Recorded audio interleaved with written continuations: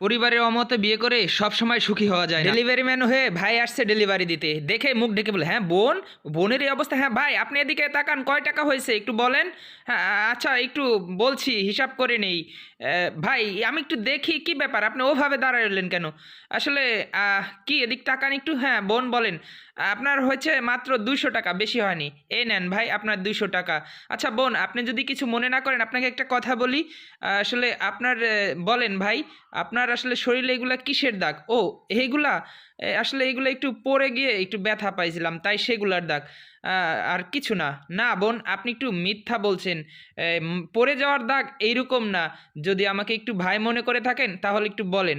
আসলে ভাই তেমন কিছু না, আসলে এমনি একটু ব্যথা পাইছি আর কি। না বোন, আমাকে একটু বললে ভালো হতো। প্লিজ একটু ভাই মনে করে বলতে পারেন যে আপনার এই অবস্থা কি করে হলো। বার আমার গায়ে হাত তুলে জাস্ট তার পছন্দের শার্টটা কেন বেডে রাখছি ওইভাবে। আপনার ভাই তো আছে বা আপনার মা বাবা আছে, এদেরকে বলতেন।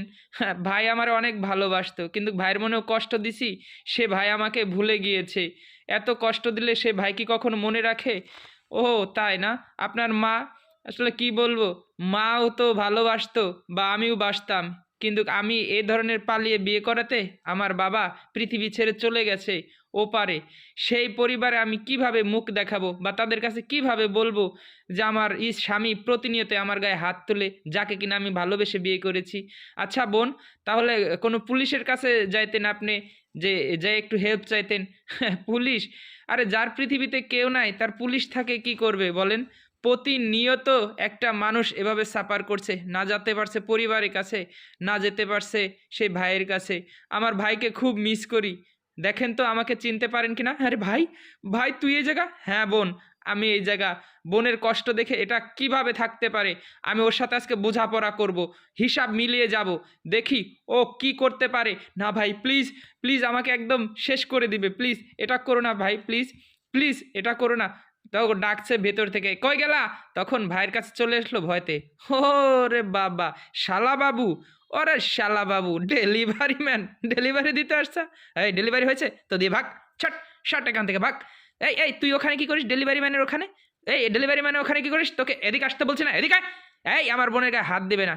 তখন হাতটা সরে দিল, যে এতদিন হাত দিছো, তোমার সাহস অনেক বেড়ে গেছে, আর আমার সামনে আমার বোনের গায়ে হাত দিবে, এটা তো কখনোই মেনে নিব না। আজকে তোমাকে আমি পুলিশের ভাত খাওয়াবো। এভাবে বোনের পাশে ভাই দাঁড়াইলো।